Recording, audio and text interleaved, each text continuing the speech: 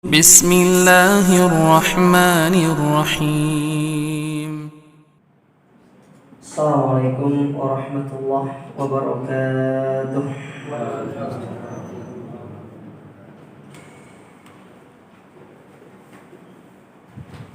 إن الحمد لله نحمده ونستعينه ونستغفره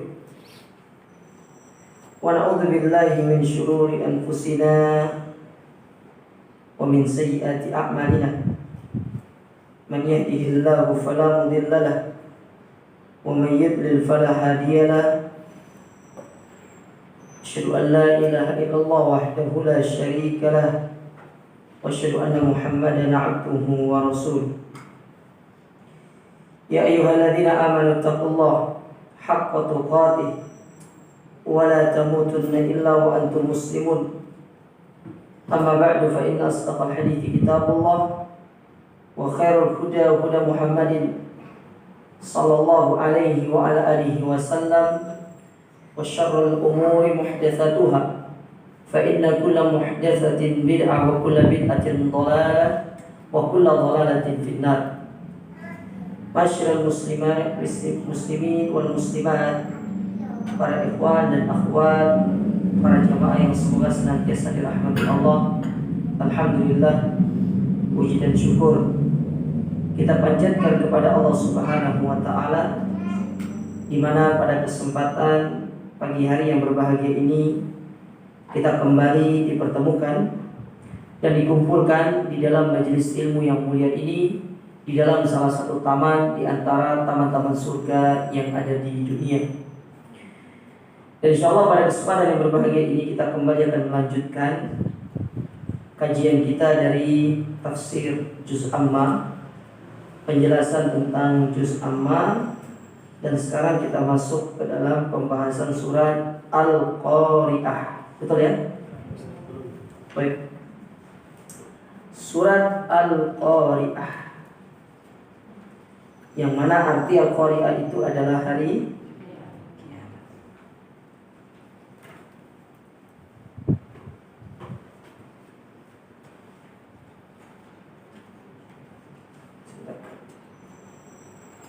Nah, surat Al-Qari'ah adalah surat yang Allah Subhanahu wa taala turunkan setelah Allah menurunkan surat Quraisy. Surat apa, Bu? Surat Quraisy. Yang mana surat ini terdiri dari 11 ayat dan dia dikategorikan sebagai surat Makkiyah. Sebagai surat Makkiyah.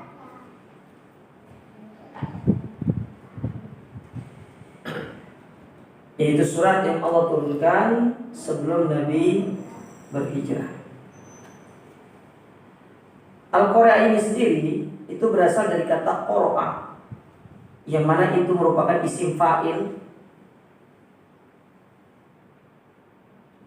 dari qara'a. Qara'a bil ain, qari'un, qari'atun, ya, qari'atun, yang artinya mengetuk. Artinya mengetuk, itu namanya qara'a. Jadi bukan ikra maksudnya bacalah, tapi ikra, ketuklah. Contoh kalimat iqra'il bab, ketuklah pintu itu. Jadi disuruh ketuk. Ini secara bahasanya. Nah, kenapa hari kiamat disebut dengan Al-Qari'ah? Allati taqra'u al-qulub wa tafza'uha wa dzalika inda nafhi fis suwar.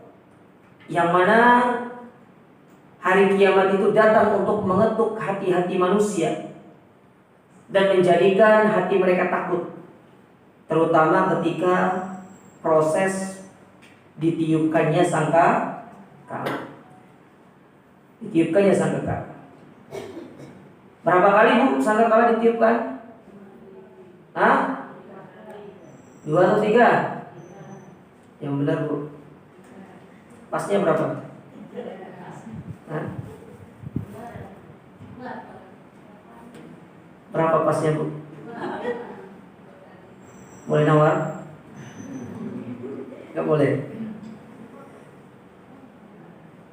Berapa? Dua atau 3 kali. Khilaf. Terjadi khilaf di kalangan para ulama. Ada yang mengatakan 2, ada yang mengatakan 3. Tapi pendapat yang paling umum itu 2. Yang pertama, nafkhatul faza, yaitu di mana tiupan itu ditiupkan untuk membinasakan seluruh makhluk, bukan hanya manusia, tapi makhluk. Bahkan seluruh alam semesta ini akan hancur. Yang tersisa adalah Allah Subhanahu wa ta'ala. Wa yabqa wajhu rabbika dzul jalali wal ikram, dalam surat Ar-Rahman. Dan yang tersisa adalah wajah Rabb kalian.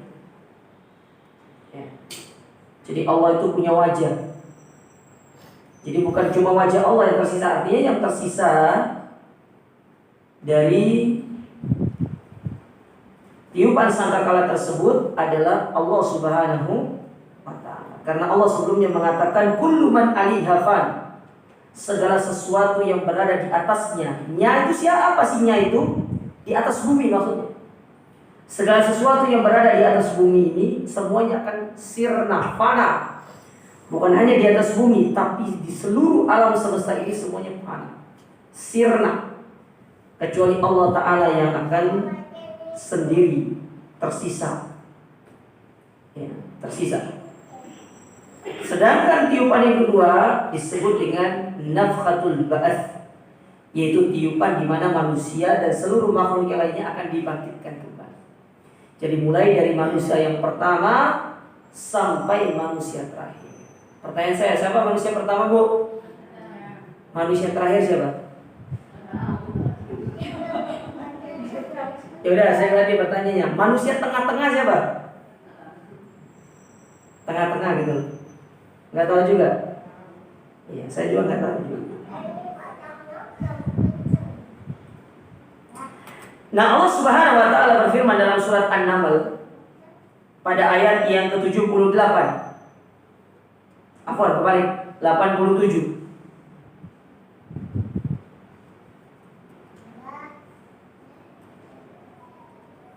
Dalam surat An-Naml pada ayat yang ke-87. Kata Allah Subhanahu wa ta'ala, wa yauma yunfakhu fis-sur, dan ingatlah pada hari ketika sangkakala itu ditiup. Dan Nabi sudah mengingatkan kepada kita jarak antara mulut malaikat dengan sangkakala. Ini ketika Nabi ngomong loh ya. Ini sedikit kata Nabi. Ya. Itu waktu itu Nabi ngomong 14 abad yang lalu. Dari segini mungkin sudah tinggal segitu. Sedikit. Tinggal tiup. Maka Allah ingatkan wa yauma yunfakhu fis-sur. Ingatlah ketika tiupan sangkakala itu ditiup. Apa yang kita ingat? Fafazi'a man fis samawati wa man fil ardi illa man sya'allah wa kullun atauhu dakhirin. Yang mana seluruh penduduk alam semesta ini akan terkejut, kaget. Yang muda tiba-tiba tua, yang sedang berlari tiba-tiba jatuh, yang sedang menyusui anaknya dilepaskan anaknya. Saking mengagetkan. Pernah lihat gempa? Tidak pernah lihat gempa itu, dirasakan aja. Lihat bagaimana terjadi gempa. Datang dengan seketika mengagetkan kita, menjadikan orang-orang yang sedang duduk menjadi terkejut langsung berlari. Yang sedang menggendong anaknya melepaskan anaknya demi menyelamatkan dirinya. Itulah kondisi hari kiamat. Hari yang sangat dahsyat kata Allah Ta'ala. Padahal kita tahu seorang ibu, dia sangat sayang sama anaknya, dia dekat anaknya, dia susui anaknya. Tapi pada hari itu dia akan menanggalkan anaknya dan menyelamatkan dirinya. Berat, hari kiamat itu berat. Makanya kita berdoa kepada Allah supaya kita ini tidak berjumpa dengan hari kiamat. Karena hari kiamat itu hari yang sangat dahsyat. Berat hari kiamat itu. Terutama fitnah Dajjal. Tidaklah orang yang bertemu dengan Dajjal melainkan dia pasti akan terkena dengan fitnah Dajjal. Karena saking luar biasanya fitnah Dajjal itu.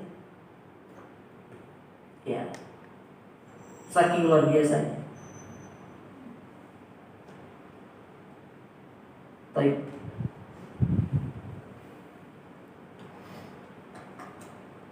Jadi kaget, semuanya kaget. Dan semua mereka ketika dibangkitkan akan mendatangi Allah dalam kondisi mereka merendahkan dirinya. Mereka takut bertemu dengan Allah, makanya tunduk, lesu, lemas. Adapun orang-orang kafir ketika bertemu dengan Allah, mereka mengatakan, irji'uni la'alli a'malu shalihan fima taraktu kalla. Ya Allah, kembalikan aku ke dunia. Aku ingin kembali. Aku gak punya bekal. Apa yang kubawa sekarang?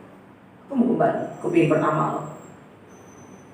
Begitu pula dalam surat Al-Munafiqun, Allah menceritakan tentang orang-orang yang sudah berada di akhirat.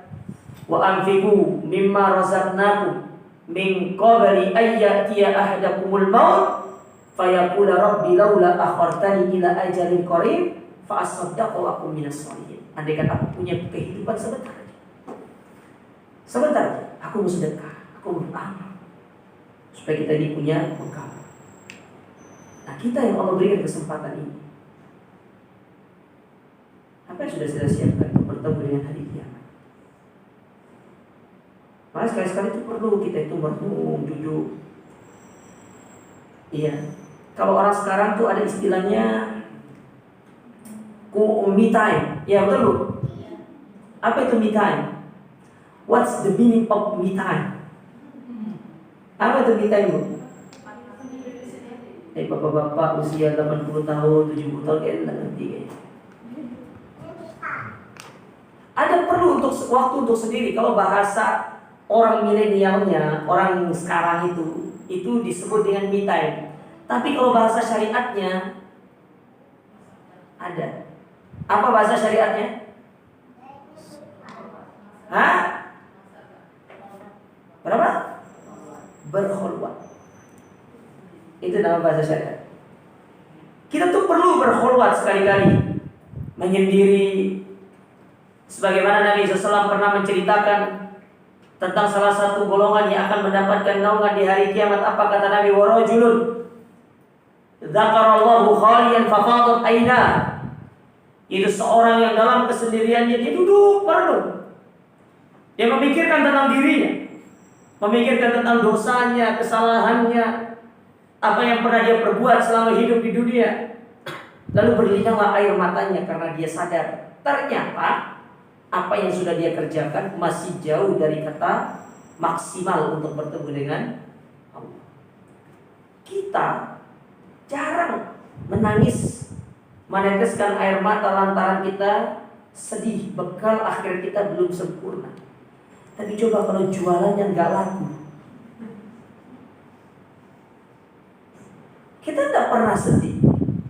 Kalau keimanan kita tidak pernah bertambah, amal ibadah kita tidak pernah grafiknya naik.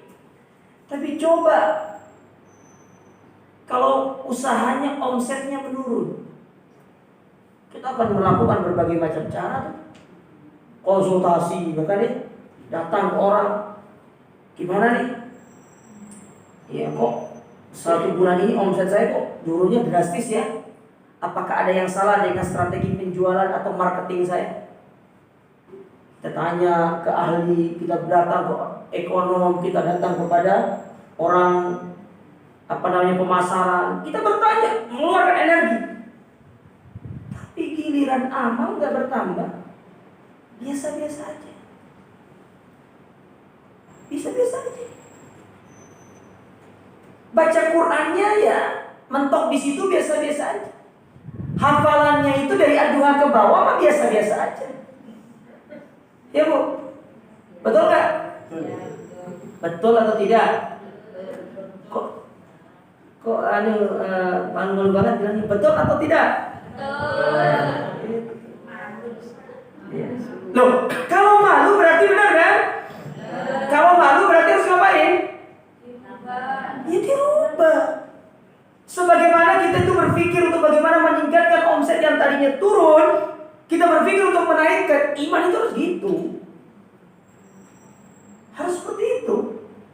Masa setiap hari baca Qurannya cuma 1 halaman doang, ada peningkatan? Ya Bu? Ya, nanti di sini, besok di rumah enggak. Pulang ke rumah dulu Pak. Ya, frustasi sama harga sembako naik.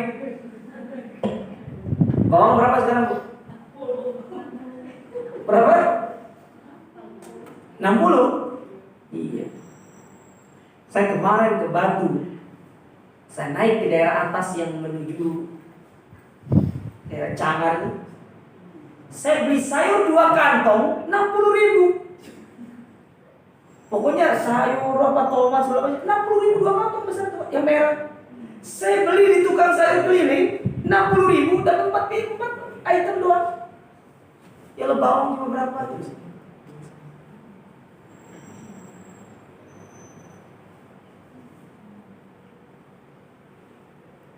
Giliran sembako naik pusing. Kenapa harus pusing? Yang menaikkan harga sembako itu Allah. Otomatis yang akan memberikan rezeki kepada kita siapa? Allah. Kenapa harus kita pusingkan? Kita tuh hanya disuruh mencari, berinovasi mencari. Urusan finalnya Allah Ta'ala yang tentukan. Tapi iman,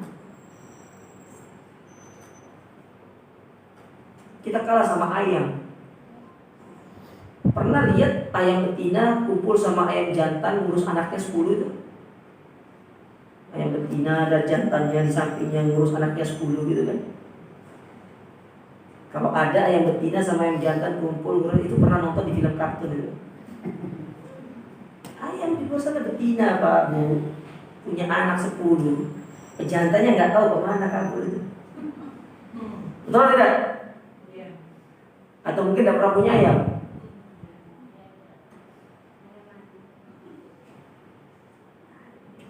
Hari kiamat di hari yang sangat dahsyat. Makanya kenapa disebut dengan Al-Qari'ah? Karena dia mengetuk hati manusia supaya kita sadar kita ini akan berjumpa dengan Allah, akan bertemu dengan hari. Lalu Allah Ta'ala berfirman,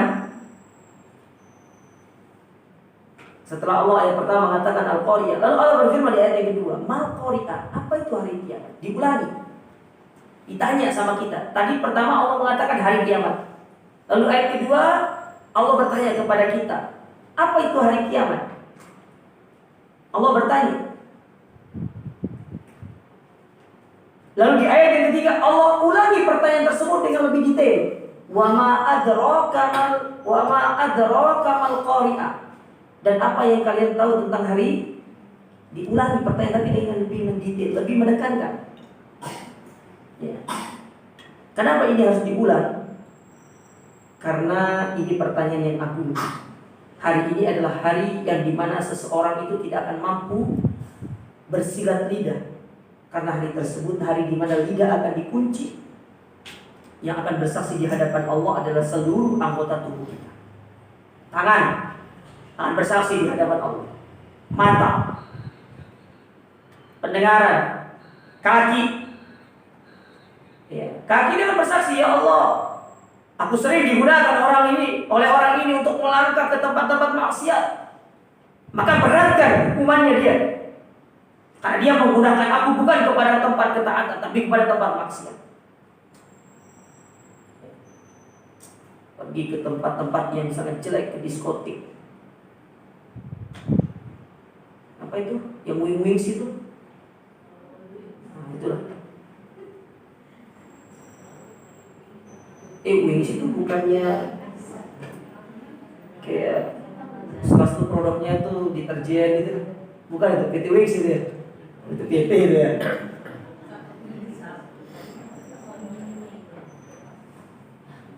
Tangannya digunakan untuk memegang, mengambil yang bukan haknya.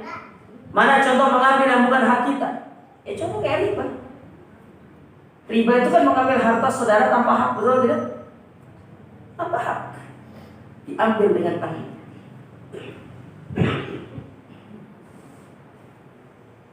Mata, telinga. Makanya Allah Subhanahu wa taala mengingatkan kepada kita dalam Al-Qur'an. Apa kata Allah? Wala taqfu ma laysa laka bihi ilm. Dalam surat Al-Isra pada ayat yang ke-36. Dan janganlah kalian mengikuti sesuatu yang kalian tidak punya ilmu tentangnya. Inna sam'a wal basara wal fu'ad kullu ulaika kana anhu mas'ula. Sesungguhnya pendengaran, mata dan hati semuanya akan ditanya oleh Allah. Ditanya sama Allah. Makanya kenapa Allah mengulang hari kiamat ini dengan mengatakan wa ma adraka mal qari'ah. Apa yang kalian tahu dengan hari kiamat? Karena semua itu akan ditanya sama Allah di hari kiamat. Sehingga dalam ayat yang lain, apa kata Allah Subhanahu wa taala memperingatkan kita tentang salah satu peristiwa di hari kiamat.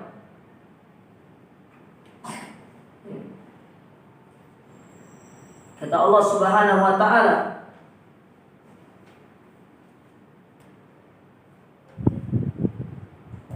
di dalam Al-Quran,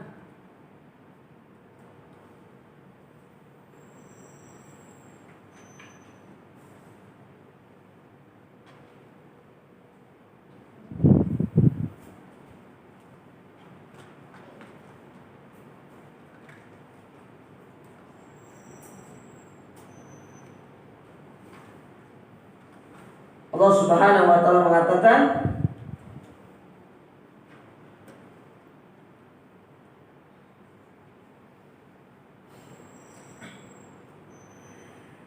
harus carikan ini.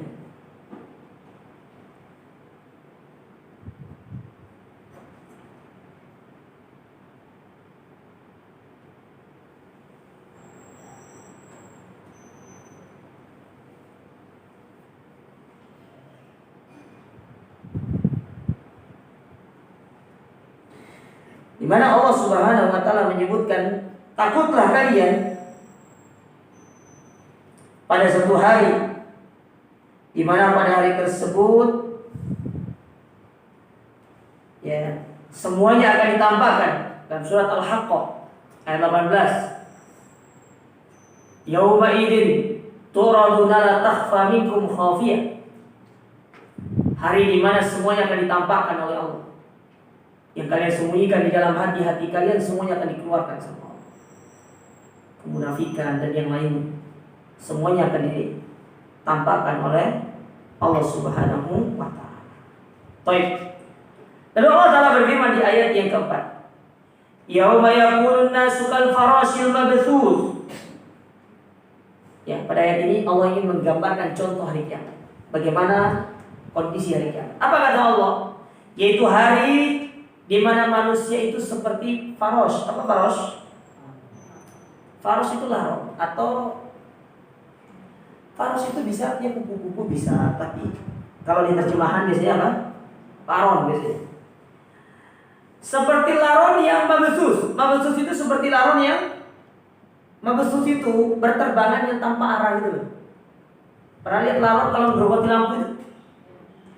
Seperti itu. Berlari ke sana kemari, tidak beraturan. Ya. Kata Allah Taala,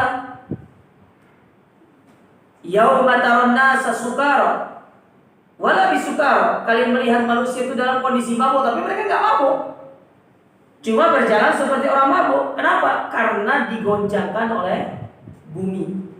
Bumi itu kan bergetar goncang. Kita kalau pernah ngerasain gempa itu kan kita kalau jalan kan seperti orang mabuk.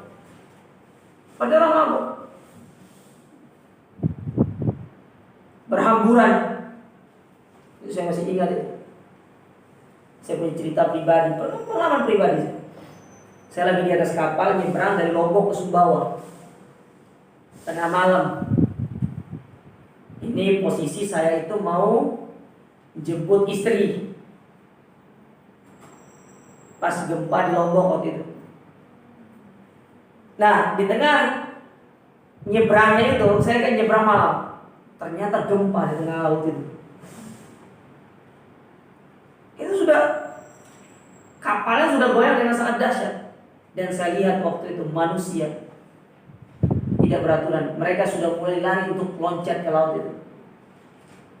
Itu di atas kapal begitu. Andai kan kalau mereka loncat, wah bahaya itu. Malam-malam itu aja mana dingin lagi. Ya. Mungkin mereka mau jadi Titanic mungkin ya. Itu dahsyatnya. Nah di saat itu saya ingat firman Allah Ta'ala itu, yauma taron nasa sukar wala hum bisukar. Kalian melihat manusia itu seperti orang mabuk, padahal mereka bukan orang mabuk, tapi mereka berlari ketakutan, ingin menyelamatkan dirinya, sehingga menyebabkan mereka itu berlari tanpa arah, sana sini, sampai saling bertabrakan satu dengan yang lain. Nah ini pengalaman yang membuat kita ingat akan bagaimana kondisi hari kiamat. Subhanallah. Ya.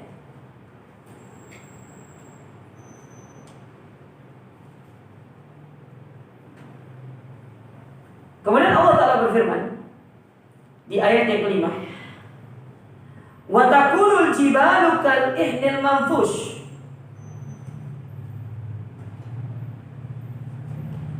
Dan gunung-gunung itu seperti bulu yang dihamburkan. Ya. Dan gunung-gunung itu seperti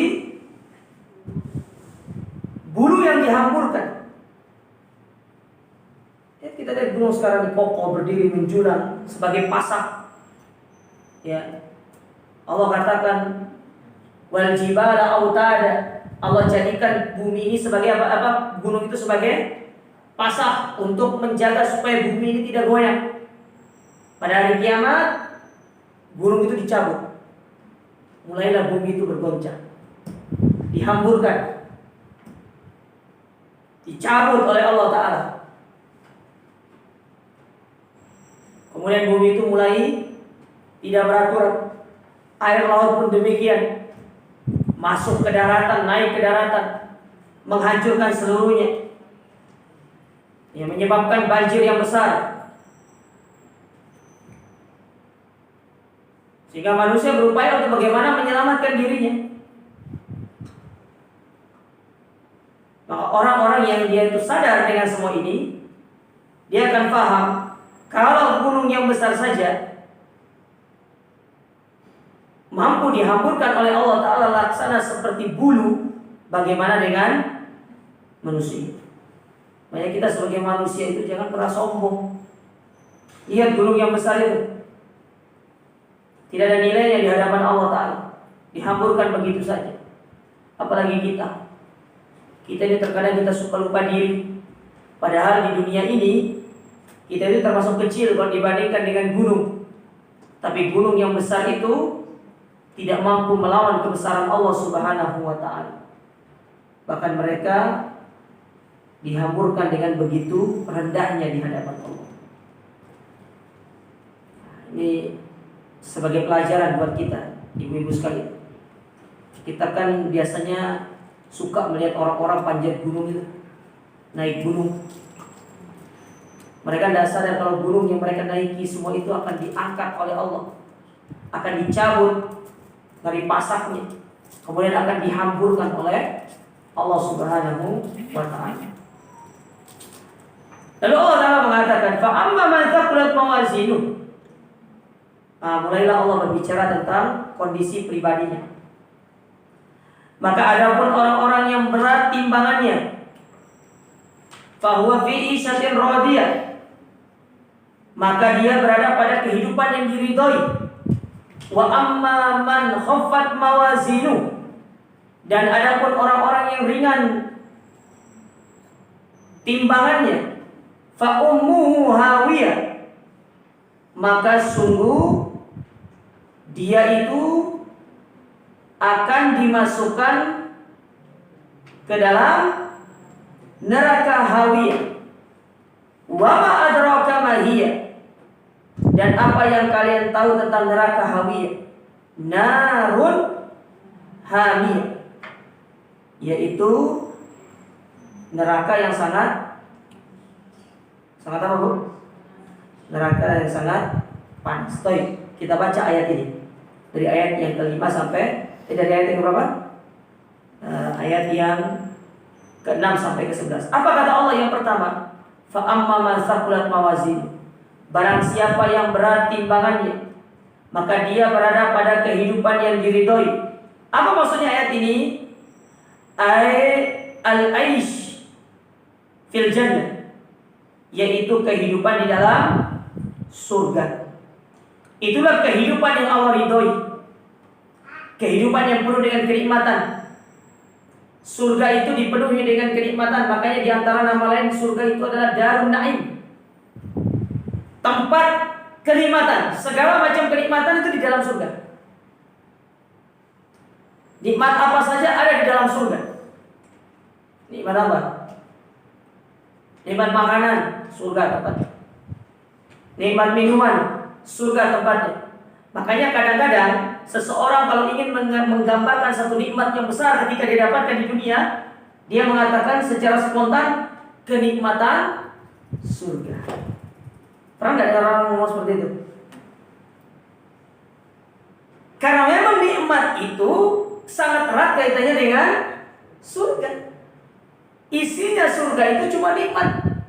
Saking ingin Allah Ta'ala memberikan kenikmatan yang tidak tara kepada orang-orang masuk surga, sampai-sampai Allah menghilangkan yang namanya BAK-BAB. Tidak ada buang air kecil, tidak ada buang air besar. Tidak ada. Terus gimana Ustaz? Cara BAB-nya, cara BAK-nya. Sementara di dalam surga kita makan terus, kita minum terus. Maka disebutkan oleh Nabi SAW di dalam hadis yang sahih, nanti ibu kalau pulang, ibu bisa beli buku yang berjudul 175 Jalan Menuju Surga, yang ditulis oleh Fadilatul Syekh Naib Ibn Al-Mamduh Al-Su'ud. Nggak tahu ya, progresif ada ini. 175 Jalan Menuju Surga. Nanti di dalam buku itu dipaparkan terlebih dahulu sifat-sifat surga. Baru setelah itu nanti dijelaskan tentang amalan-amalan yang bisa memasukkan kita ke dalam surga. Nah, di antara sifat surga itu tentang makanan dan minuman penduduk surga. Luar biasa. Tidak ada BAB, tidak ada BAK. Jadi gimana caranya saat sementara kita makan terus? Ya, kalau ingin BAB cukup dengan bersendawa. Jadi pengen BAB nih sudah full, pengen dikosongkan lagi, bersendawa, kosong lagi dia. Kalau pengen buang air kecil, maka Allah akan menggantikan dengan mengeluarkan keringat dari tubuh kita, dan keringat itu lebih harum daripada minyak kasturi. Kalau di dunia, keringat kita gimana baunya? Gimana Bu? Ibu berani gak bilang sama suami ibu gitu? Hah? Giliran bilang beraninya pelan Pak. Berarti gak berani. Bapak-bapak berani gak bilang sama istri-istrinya? Tidak ada BAB, tidak ada BAK. Itu contoh satu kenikmatan. Karena diantara salah satu sebab seseorang itu terputus dari kenikmatan makan, sakit perut karena ingin buang air. Dan kalau sudah buang air mau makan lagi, gak enak. Makan itu kan harus satu selesai loh. Coba untuk makan, sakit perut, buang air mau makan lagi tuh. Kalau orang orang sekarang tuh bilang vibes-nya beda. Apa Bu? Vibes beda katanya. Gak enak. Itu baru satu contoh. Nih sekarang saya sampaikan ke bapak-bapak nih. Ibu-ibunya sabar ya. Di surga itu tidak ada laki-laki jomblo. Orang jomblo gak boleh masuk surga. Ya. Karena kata Nabi SAW, di surga itu satu laki-laki mendapatkan 70 bidadari. Dan satu laki-laki diberikan 100 kekuatan laki-laki. Jadi dia itu memiliki 100 kekuatan. Dia punya istri berapa tadi? 70. 100 kurang 70 berapa? Jadi masih susu 30, tenang. Itu kalau nggak punya istri cuma 70. Tapi kalau punya istri satu berarti 71. Nek 4 70. Masalahnya ibu-ibu itu tidak dapat bidadari. Nggak ada, sabar gue. Hah? Nggak ada bidadari di surga itu. Maka dari sisi sini kita laki-laki menang, Pak, tenang. Iya, kita menang di sini. Kita punya. Dan sifat bidadari itu kata Nabi SAW. Ini saya sebutkan bagaimana kenikmatan surga ya. Karena ini ada kaitannya dengan fa'amma man thaqulat mawazinuhu fa huwa fi 'ishatin radiyah. Ya.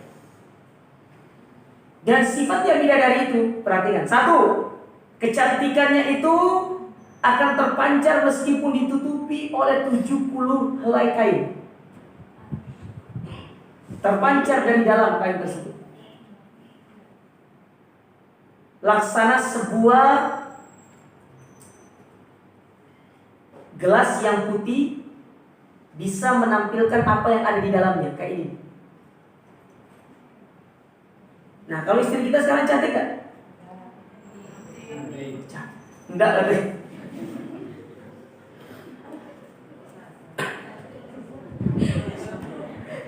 Saya diplomatis saja, Bu, istri saya cantik, Bu. Nanti bahaya kalau saya kena jelek nanti. Apa? Nggak tembus pandang. Apanya? Hah? Maksudnya katanya kalau Ustaz nggak tembus pandang, makanya nggak kelihatan cantiknya. Oh, yang di dunia. Iya. Tapi memang nggak cantik kan?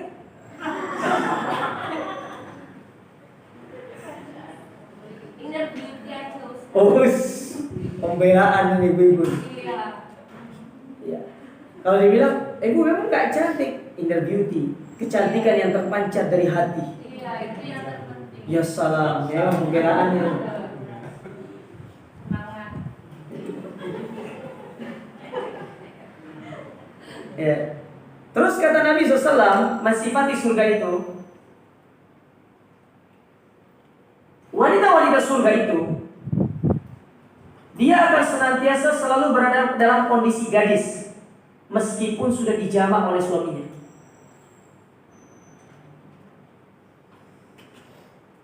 Dapat poinnya Pak ya? Selalu dalam kondisi gadis. Sudah nikah? Belum? Sudah nikah? Belum? Ibu umur berarti itu. Tapi paham kan?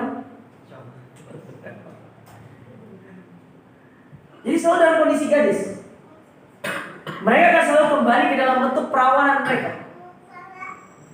Ini dari sisi penduduk surganya. Belum kita berbicara istananya. Sekarang kita berbicara makanannya. Makanan penduduk surga itu, makanan yang pertama kali akan dimakan ketika mereka masuk surga adalah hati ikan paus. Ada teman saya itu bilang gini, Ustadz, saya paling gak bisa makan jeroan. Saya kalau makan jeroan itu langsung gimana rasanya? Terus saya bilang, berarti antum di surga gak makan hati ikan paus, kan itu jeroan. Oh, kalau itu beda Ustadz. Kalau itu beda.